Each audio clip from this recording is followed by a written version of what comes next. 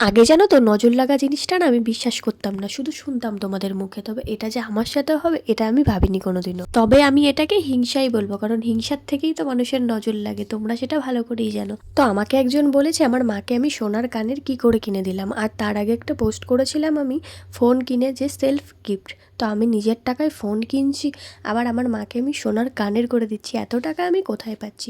সেটা দেখে তার হয়তো হিংসাই হচ্ছে। তবে তার নামটা আমি আর মেনশন করলাম না, কারণ তার মতন ছোট লোক আমি না। তবে তার উদ্দেশ্যে আমি একটা কথাই বলবো, আমার উপর ফোকাস না করে যদি নিজের লাইফে একটু ফোকাস দিতে, তাহলে তোমাকে দেখেও মানুষ হিংসা করতো, তুমি যেমনটা আমাকে দেখে করছো। আমি জানো তো খুব বেশি একটা ইনকাম করি না, তবে যেটুকু ইনকাম করি সেটা কিন্তু আমি গুছিয়ে রাখার চেষ্টা করি, যতটা প্রয়োজন আমি ততটাই খরচা করি, এর বাইরে কিন্তু করি না।